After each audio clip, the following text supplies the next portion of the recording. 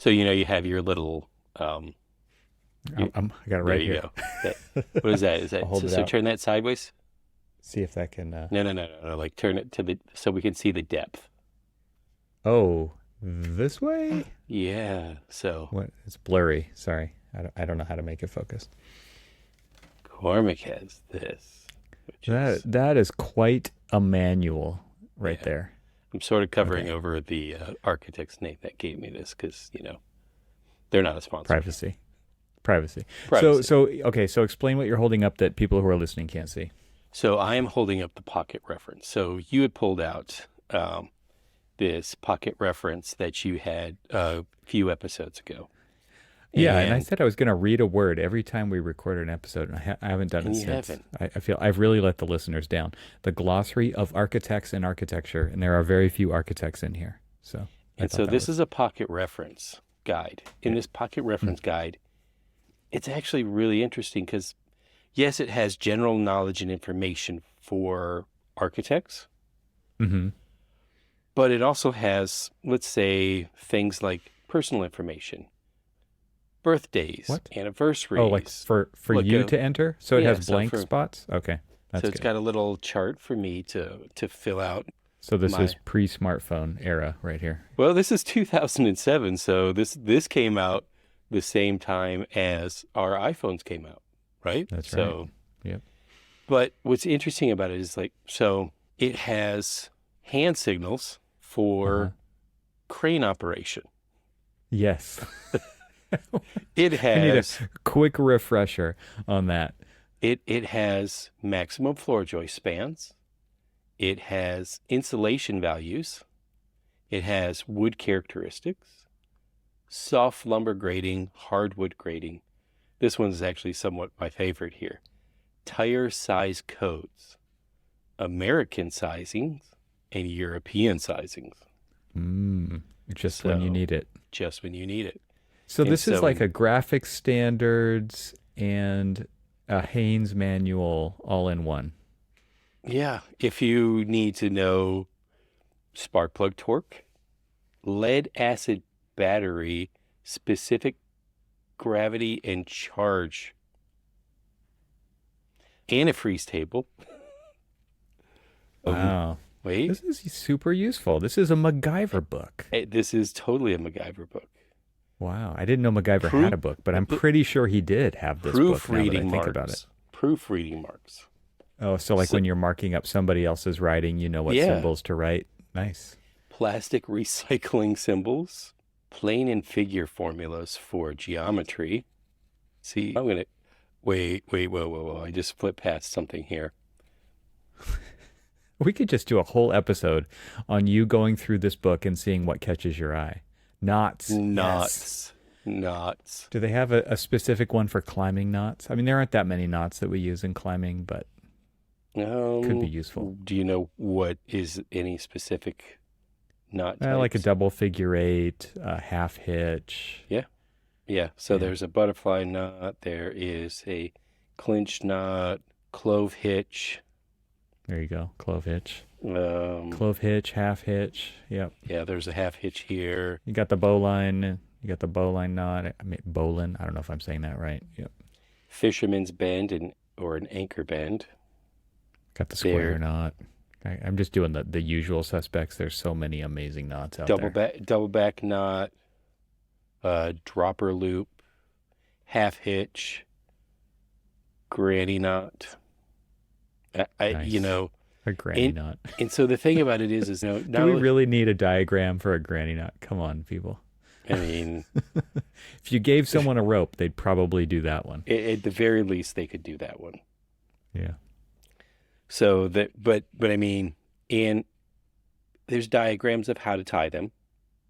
So These they books show, are so cool, so man. they So show it, cool. they show it loose, right? So Yeah. that you Yeah. basically can follow it, like if you were like tracing out, Yeah. drawing your fingers across, like say, a Celtic knot type thing.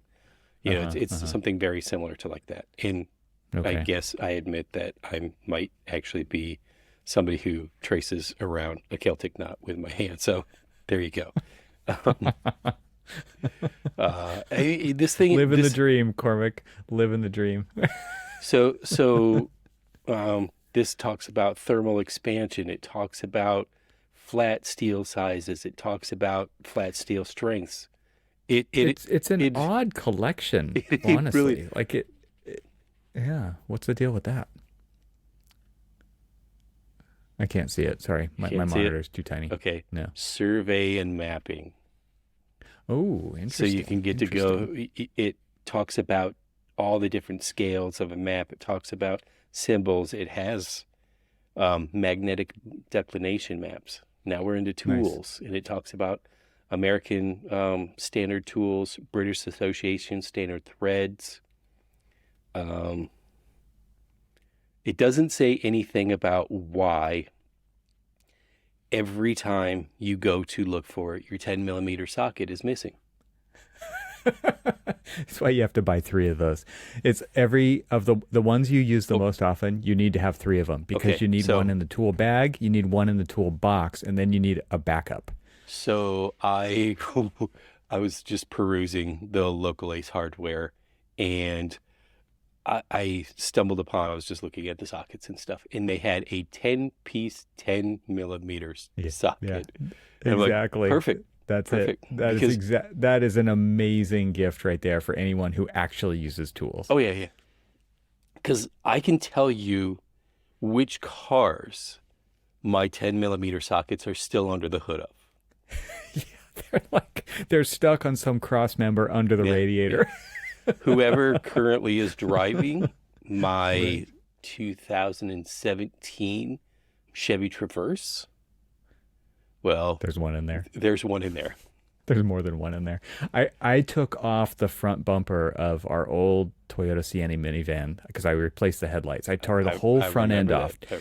Yeah, which is what you have to do, yeah, right, when you want to swap out headlights on a semi-modern car, and not even yeah, a new. virtually Yeah. anything really. I found like three tools inside that once I tore that off. I found like a flat tip screwdriver, a socket wrench, and a Phillips bit for a drill. So, what would be interesting is to try to trace or at least create a story behind how they got there. You know, But it's such an and often they're not even occurrence. your. I'm assuming those They're weren't not my yours. tools. Those they are. I Right. mean, they are now. They're new to me. They Yeah, are now. exactly. But what would be interesting is just it's like, okay, what were they doing What were to they doing, and to how many drop bloody knuckles were yeah, involved in this? that flathead screwdriver? Were they refastening a radiator hose, or trying to like Yeah. pry those stupid little clamps that are like the double? Yep. Because Yep. my Uh, my son had texted me. He was like, "Hey, the headlight in our Mazda had gone out, and he was out driving in the dark." And I was just like, "There is a replacement headlight in the glove compartment. However, I just prefer the you lamp. You're talking about just the bulb. just the bulb." I was like, Yeah. "However, I prefer you not to do it in the dark because even if you can get to it, there are some things that hold that in that I don't want you to break because once you break them, Exactly. Yeah. you've broken it." You know. You do it in the dark, and then you get frustrated, and Mhm. those clips are breaking, and those so hard to replace. Yeah, Yeah. yeah. Yeah. I will You got say to buy one a thing. pack of 300 of them to just get one. Yeah. The There is a special place in hell for the engineers who have Let designed me taking notes. the Yes, go ahead. where how you replace practically, as you said, practically any and every headlight these days. Hmm. Yeah. Everybody, You must remove half of the engine to get to the I've one headlight. The other one is easy. You only have to take the battery out to so to get to the that one. so to the Mazda, there's one that if you have thin hands, long fingers, strong fingers, and are, say, double jointed, where you can basically, con- contort your hands around, which by some slim chance I actually have. Yes. Um, I was going to say I'm thinking of your yeah, that uh, if you don't disfigured fingers. have those tools, then you basically have to. So the first time I did it, I had to remove the fuse box. on one side, the air filter on the other side, to just get to a point where I could get my hand in the well where I could get it. Yeah. In the Traverse, you had to basically go in through the wheel well. Yeah. To get so you have to to take out the liner. headlight. Yeah. You have to take the wheel off. Yeah. So you have room. Then you have to take the liner out, and you have to break all those clips, or you have to be really careful. I will say that I did. I was pretty good about being able to turn the wheel, hard left or hard right, whichever direction, whichever wheel well I was in, and so that I could basically just unscrew a portion of it, pull it back, and then reach my hand in, and then contort my hand around, and all of that other stuff. Now, do you come out unscathed? No, you're most likely it's death by 1,000 cuts. Just to you have sheet metal scratches all over the place. Yep. I mean, so it's interesting because I think about that, and I think about the way that we have to design access panels and all of that other stuff in architecture, and how we go about do that. Because I was reviewing some documents for one of the 8 buildings on ours, and the cool thing is that in Revit, at least if you're using a family, the family shows basically a dashed line in there that says this is the clearance area that I need to get to, say, like a fan coil unit or something like that, right?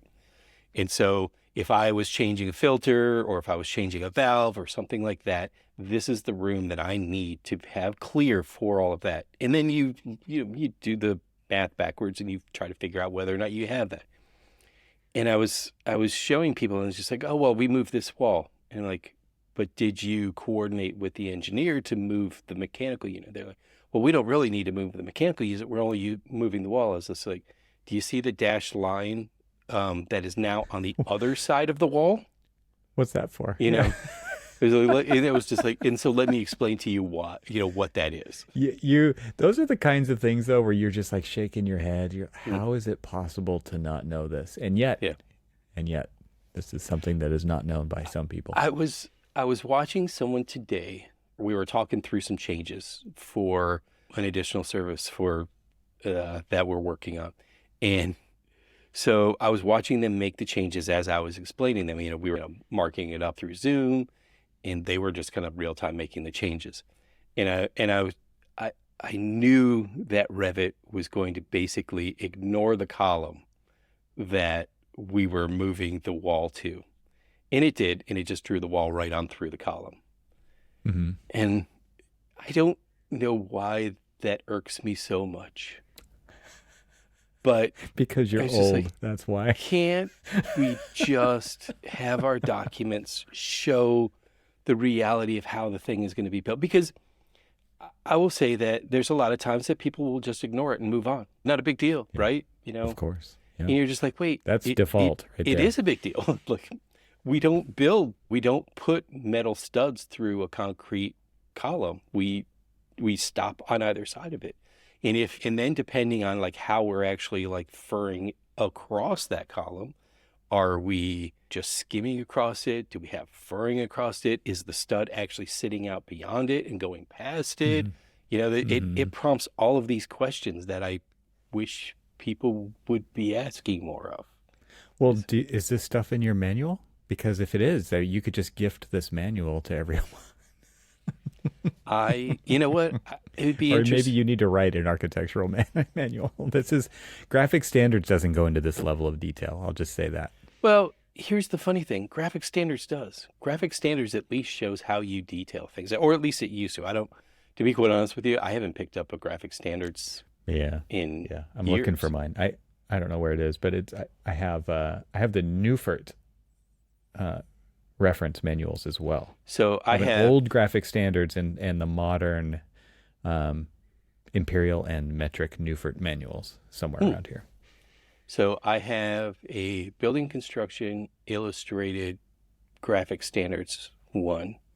I have the AIA Graphic Standards. In fact, I was gifted a few of the really old ones, which people wonder why I have, like edition number 2 and edition number 4, and I think whatever the red one is, and I think the last one I have is the silver one, and I don't know what that. You don't need that many, Cormac. You really don't. I don't.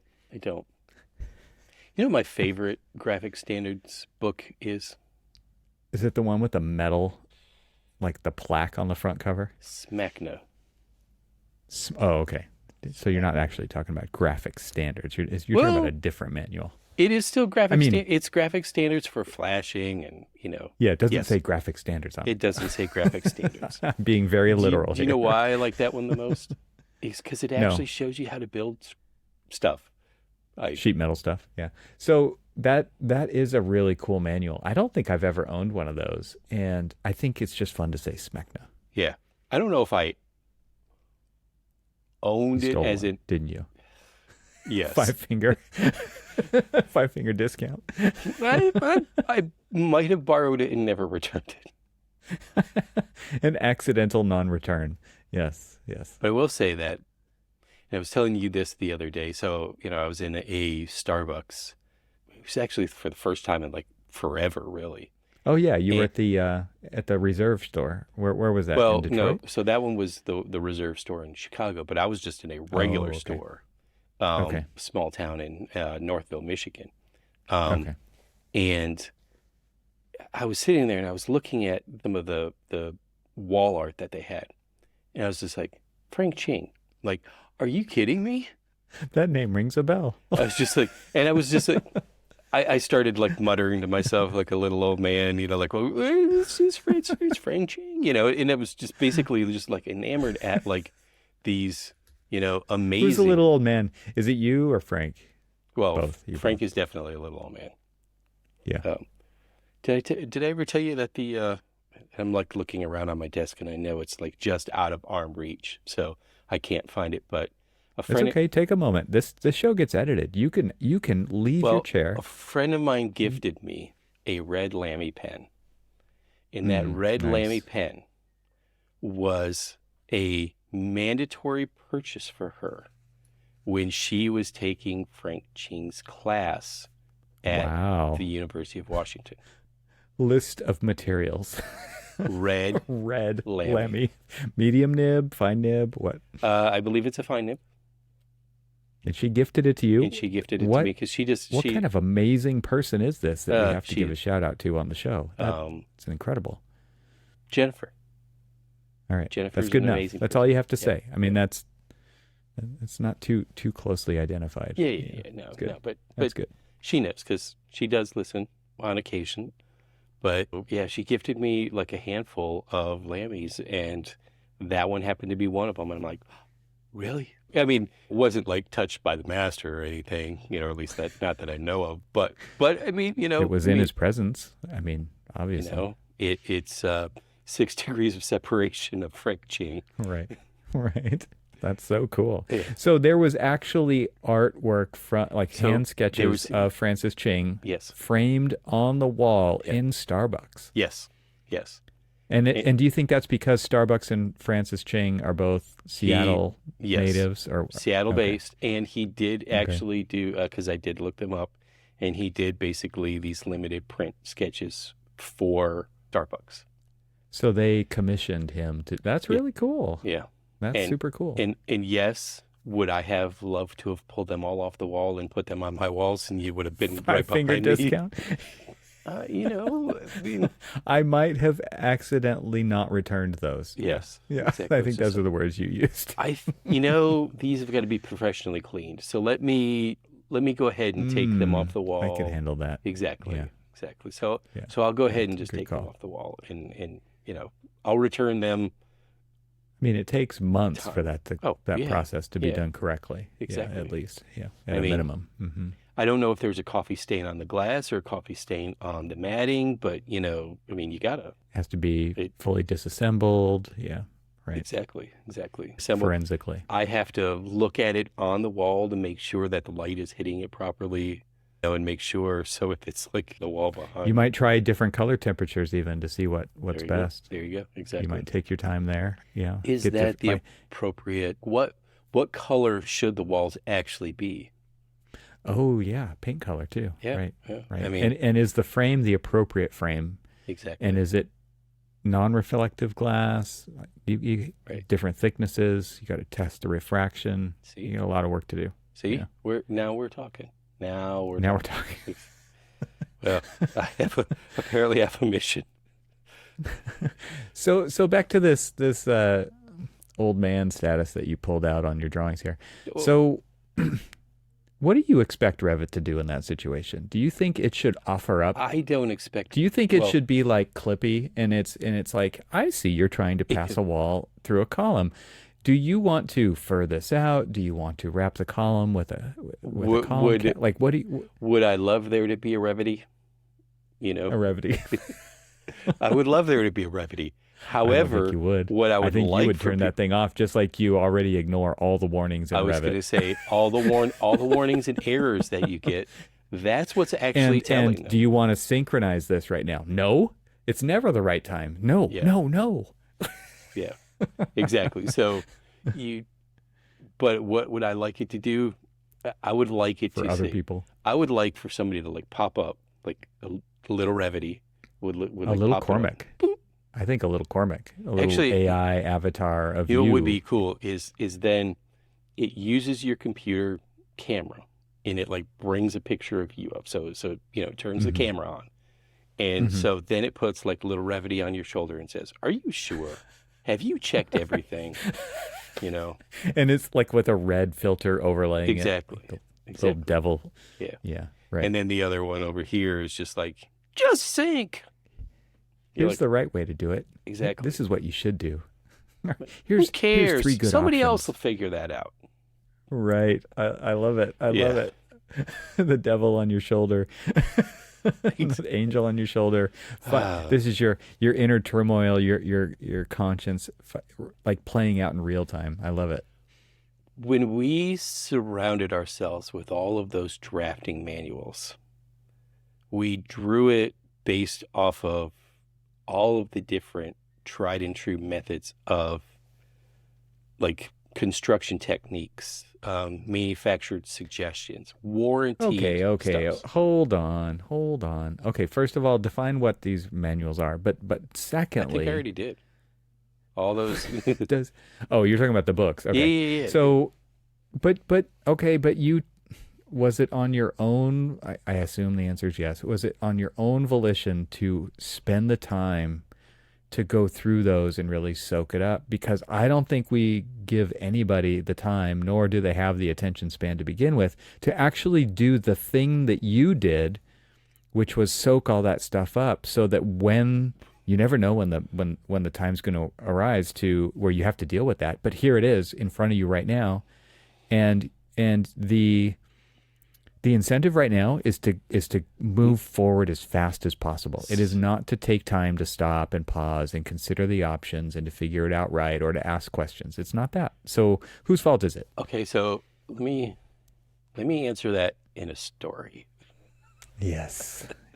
So I remember. I'm rubbing my hands together here. This is going to be good. So I remember when I first started working in an office.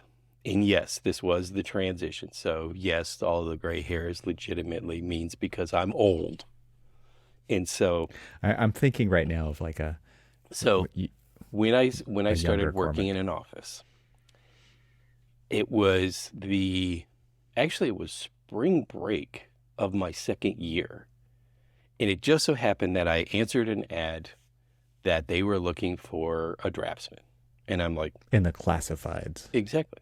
And I was like, I need Nobody some knows money. what those are anymore. And so I got a part-time job in a firm that still exists today, in downtown Montgomery, Alabama.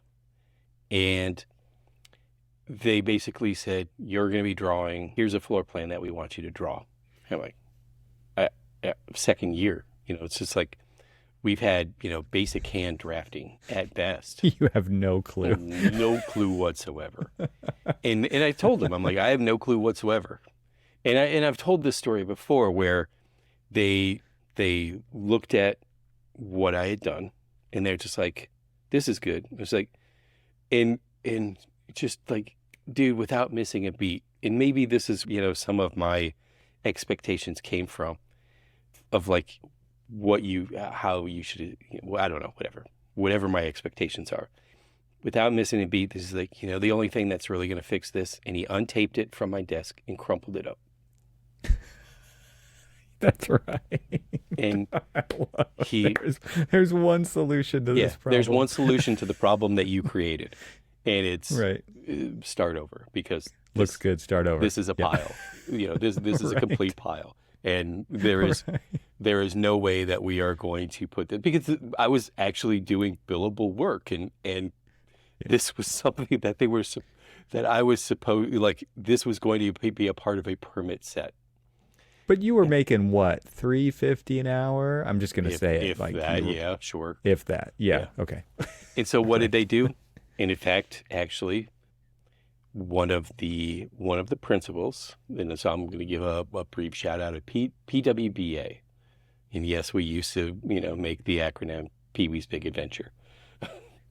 In Montgomery, Alabama, one of the principals he'd given me, because it was one of his older architectural graphic standards. And yes, I still have that. That was the, I believe, second edition or one that I have. He'd given it to me. He said, "Here, keep this. This is yours." He threw it at you. It left a bruise. Now you still have the evidence. It wasn't, he didn't like do it and just say, "Here, kid, this contains all the knowledge that you've ever needed." And he's just like, "Dude, you've already wasted my time. Here, take this, figure out how to draw a damn floor plan, and let's start over again."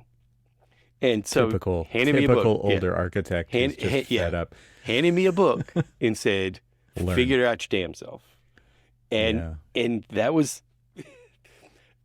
is the mentality of how our generation was mentored. Figure it out yourself. It was totally. it was just like, I don't know if your dad was like my dad. My dad was just like, "Hey, Dad, how do I do this?" He's just like, "Why don't you try to figure it out yourself? And if you screw up, then I'll show you how to do it." Yeah. And so if you... My dad was like that with the electrical panel. Oh, yeah. Why are there so many tools underneath the hood of your car? Well, it's because I was trying to figure it out myself. You know? Right. Why didn't you stop when you applied the brakes? Well, it's because when I was putting the drum brake back on, I put the I put the springs backwards, and it didn't. When I depressed it, didn't stop anymore. Yeah, when I depressed the brakes to push the pads out, it actually pulled the pads in. Nice. So, that's a feature. So those were the things. It's like you figure it out, and yeah. And so I did. And so I am pretty particular about the way things are drawn, and are they drawn right? Because, and I make this claim all the time, until we build off of the model, we are still producing 2D documents, right? 2D documents for submission to, and now the good thing is that the current project that's under construction in Baltimore, they're using the models to coordinate. Yes, they're using the 2D drawings for typical layouts and things like that, but they're also doing a very comprehensive model of existing conditions, new conditions, and all of that other stuff to really kind of like vet whether or not some of the things that we're trying to do actually fit and actually work. And so it gives me hope that we will rely more and more on the way the model is and not the way the drawings look, right? If we're, people get so hung up on, why is that wall going through the column? Well, we know that, maybe it's a modeling error, or maybe it's just, something that was just forcing Revit to not recognize that column or something, and it just passes it right on through, whatever it is that it is.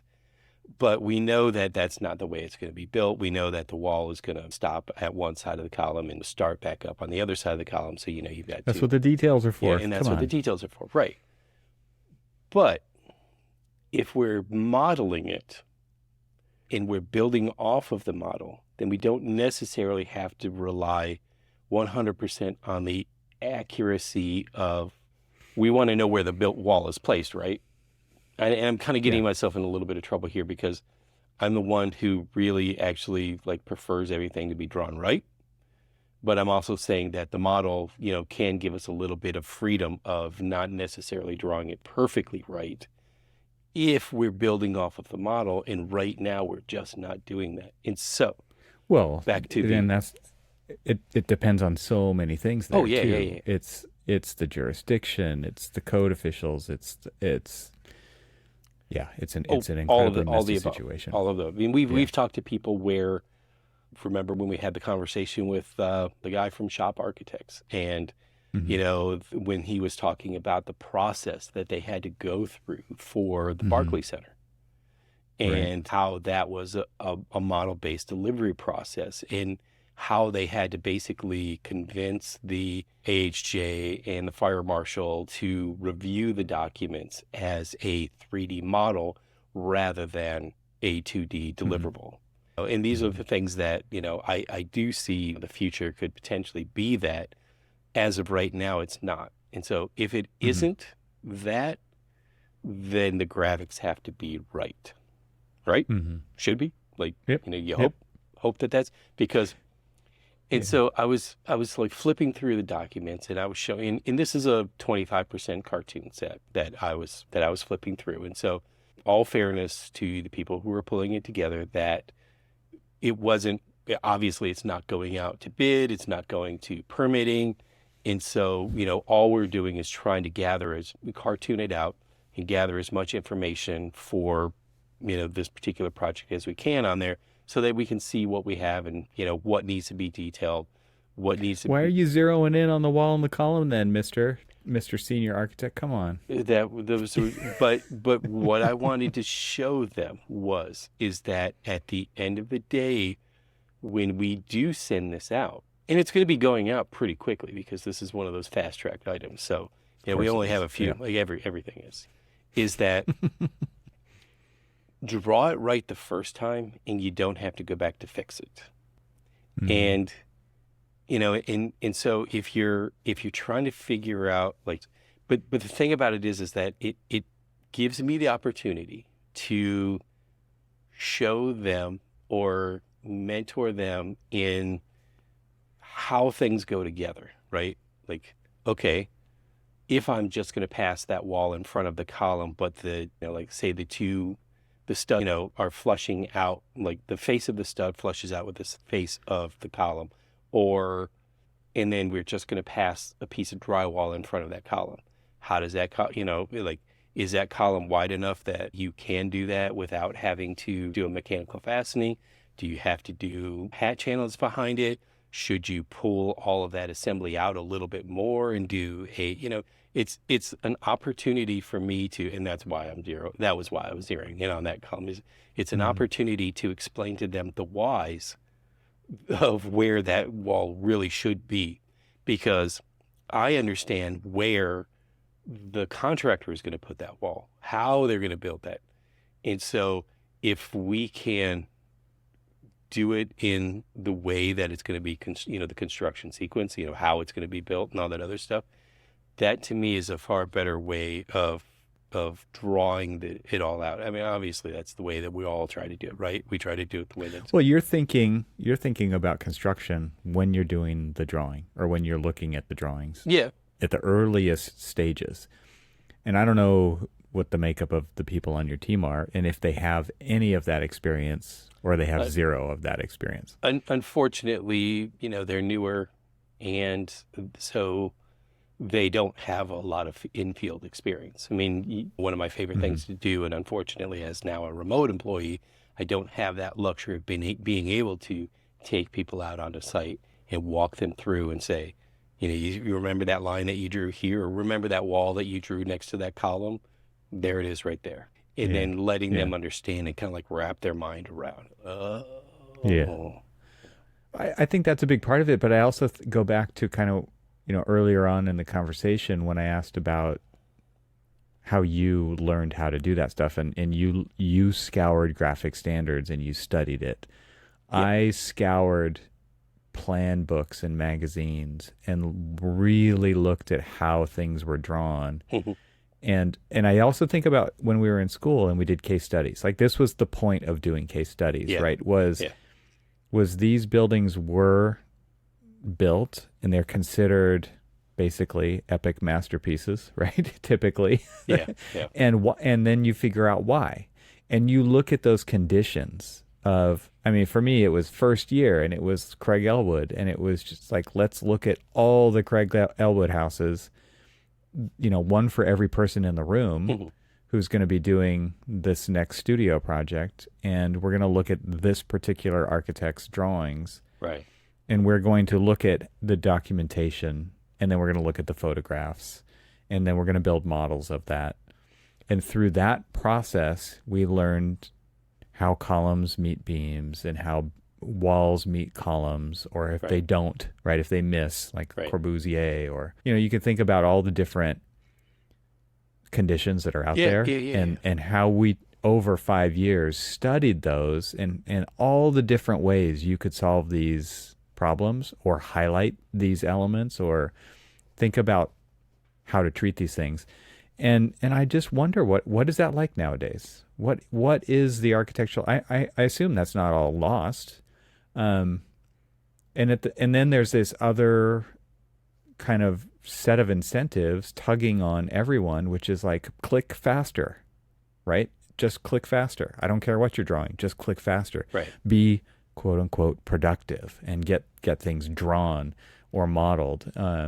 So anyway, I know that there's competing incentives here for sure, but at the same time, it's like if you don't have the ability to just say like, what should we do here, and raise that up as an issue or an opportunity, that's I don't know. So part of that story about going back to like that firm that I worked for in Montgomery, Alabama, and one of the reasons why I was bringing it up was the fact that we were taught to think about, like if we were designing, we were taught to think about like the ramifications of what we were doing as it kind of like affected the construction document. So like, how is it going to be built? Can it be built? Things like that. And as we've evolved into CAD, then BIM, and who knows, the next steps in the next steps, I started to see a trend, and this is not a young person's culture kind of like, comment. This is just a trend because we are expecting them to click faster, to work more, to be more productive, to get these documents out faster and stuff. And started noticing this trend. It's like, oh yeah, well, we did that on this project. Why don't you just take those details from that and put them on this document? And exactly, it was this whole philosophy of copy and paste. And so when we started to cut and paste from one document to another, these details, and then not really knowing whether or not it actually like worked as it should for that particular application, it was like, well, you see, we've got, wall sections here. We've got head sill and jamb details for an aluminum storefront system. And it's just completely like, is it uncoordinated that? With this project? Exactly. It's like, is it tailored for that particular detail that you're doing? Or when they build it, you're like, oh, that's not exactly what I wanted. But that's what you gave them. So that's what you copied. Exactly. That's what you copied and pasted. I was showing people today, because it goes back to this one boss that I had, and she was so particular about the graphic standards of documents. And we used to complain. It's like, well, who cares? And then it dawned on me as I evolved my career. And it was like, oh, if I don't understand what I'm drawing, how the hell do we expect the contractor to understand what they're supposed to be building from what I drew? And so I was showing them, because and it wasn't something that they drew, the team that I was talking to today. It was something that was already drawn and unfortunately already issued, and unfortunately something that I missed on my QA/QC of them layering a bunch of like section cuts. And so the section cuts were sitting over stairs, and the stairs were sitting over, some call outs and some wall tags and stuff. And I was just looking, I was just like, tell me what they're saying here. And they're like, I don't know. I can't tell because there's so much stuff sitting over the top of it. I'm like, exactly. That's exactly what I mean. Like, how do we expect the contractor to build what we want them to build if we don't even know what we're telling them to Yeah. build? Because look Right. at the state of the document. So it's just like people may think that when I pull out my old soapbox and jump on it and start beating the drum of like graphic standards and how to graphically arrange a set of documents, that they think it's just me shouting at clouds and saying, just draw it right. No, it is, how the hell do you expect it to be built the way you actually want it to be built if you don't even draw it the way you want it to be? Mm-hmm. That's what I'm saying. That's all That's what I'm saying right there. I'm saying. In all of Well, that, you think about those manuals. If we go back to the manuals and yeah, how clearly they communicated ideas. yes, yeah, Now, they were very simple. I mean, it was it, more of an explainer yeah, because it has to be a reference sure, resource, right? And it has to be really clear, and it's been vetted over and over and over again through decades, yeah, right? I mean, if things get updated, I'm sure it's a very right, careful update. And it doesn't work, I'm sure, at the pace that a project goes at. And projects are getting more and more complicated all the time. oh yeah, More yeah, information. I mean, you're talking about, can you build from the model? It's like, well, do you want people spending time modeling everything? Or do you want that design intent to be right, covered in a detail? Like, this is a trade-off you have to right, make, right? And what are you contracted for? What level of detail are you contractually obligated to deliver versus, spending the time to do that? 300, Those are all things that have to be taken into consideration. And we can't have it all the different ways. We just can't. right, right, right, right. So where are we? Every project's different, and every team's different, and every True. site's different. So, I mean, Yeah. there's a lot of things pulling at this issue. It's Oh, not a one size fits all solution for sure. absolutely. And so when I say until we build off of the model, it's more not a case or me being a proponent of building off of the model and then us having to over detail the model. It's if we are still doing 2D deliverables, the 2D deliverables at least have to tell the story of the design intent to the level of detail that, we're contractually obligated to be, but it needs to be vetted in enough to have a basic understanding of how it all is going to go together. Do you have to do like it depends, on what your responsibility is for all of the details and everything else. But, having I remember early in my career when a contractor kind of pulled me aside and said, what are you guys trying to do here? And I was like, well, what do you mean? He's like, That's a really refreshing statement it, to hear, yeah, actually. it's just like, be- So, so hold on, wait a minute. they're like, what is your design intent? Because you have conflicting information. You're doing this series of windows and you've got different information on all these different windows and stuff. What are you trying to get at? And Mhm. what was good is that it was a contractor that actually was something that someone who wanted to work with you and not just kind of Yeah, basically say, oh, damn architects, they don't know what they're doing. right, Let right. yes, did they hit us with a change order? Sure they did. We did They had change, to. they had to. But the thing that I learned about it is that one of your best resources for how to detail things out are the people who are actually going to be putting it in. Well, Um, that's true. That's true. because The one thing that I keep thinking of as you're talking about this, though, is that something that has never changed. It hasn't changed from manual drafting to CAD drafting to BIM, and that is that there's a lack of coordination that continues amongst all of these yeah, different delivery technologies. And this was like the whole idea behind BIM, right? Was fully coordinated drawings to sure. model. The problem is that people are incentivized to take shortcuts, Yeah, and they do. yeah. And we still haven't cracked the nut of how BIM is seamlessly integrated with the specifications because so many times I see that, oh, this is what we've specified, but this is the detail that we've shown. And Yep. are they the same?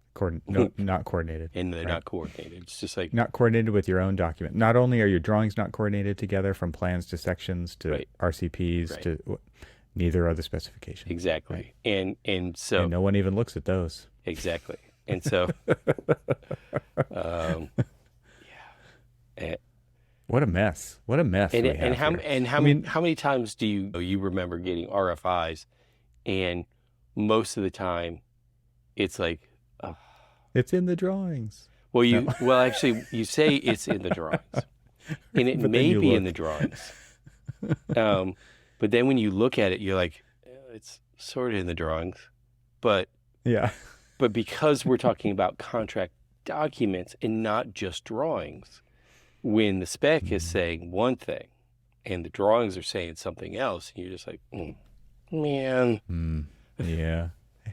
are we? That's when you hang your head and do the long walk back to Exactly. the drawing board. It's just like, well, here goes this ASI that's going to turn into a change order.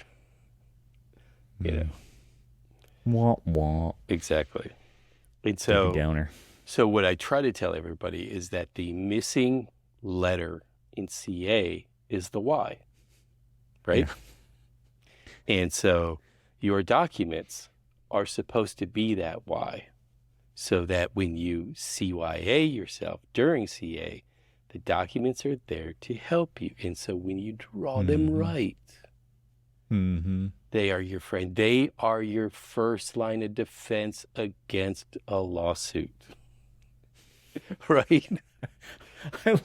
I love it when drawings become the I know what you're saying, but at the same time it's just like, oh my gosh, what kind of a industry is this? What kind of a profession is this when you're relying on your drawings to CYA?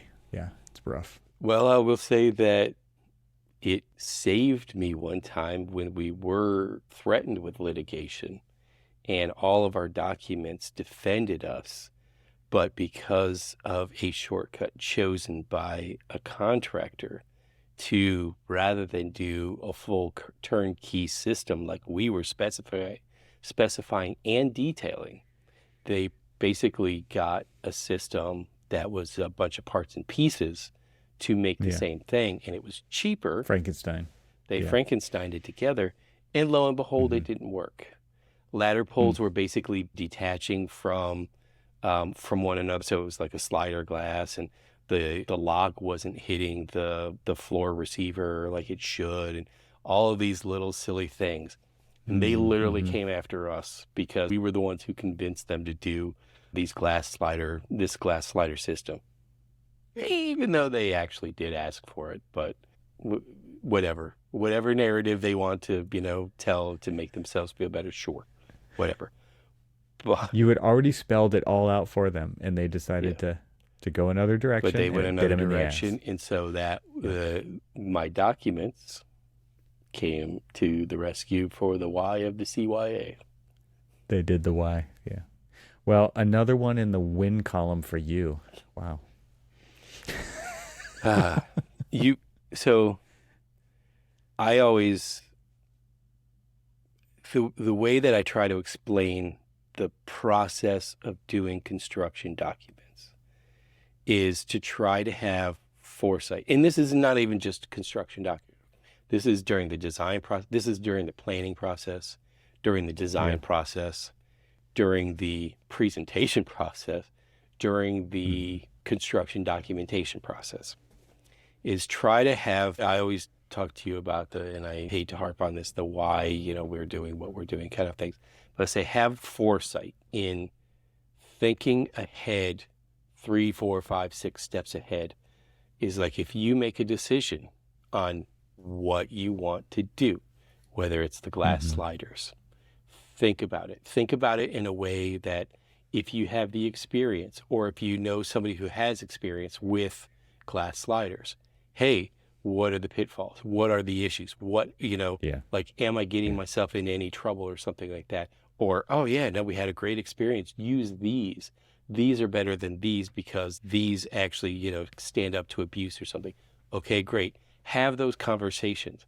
have them be a part of your design dialogue, your construction documentation dialogue, your CA dialogue, all of the different dialogues that you need to have with yourself. You need to be having a conversation with the Evan who's doing CA on the project that you're designing before you ever get to CA, because Of course. how is Evan going to be dealing with this issue when it actually goes into place? And, try to think about the future Evan. Yeah. Future Evan needs to be thanking you. Think about cursing the Evans along the process. Are you helping facilitate Evans in the process of being able to do everything throughout the whole process? People are like, I'm not going to be on this project that long. Screw that. Screw future Evan. Exactly. It's just like, you know what? Everybody's replaceable. We can. The future Evan, he can deal with it. Like the current Evan's going to go look for something to cut and paste in here. Yeah. I want to go climbing. So, I just need to get this detail done. And I'm going to just cut and paste the detail in there. Yeah. Yeah. Oh, I don't mean to sound so negative. Good talk. It's what it's really like, folks, right here, working in the profession. It sometimes is. It sometimes is. Mm-hmm.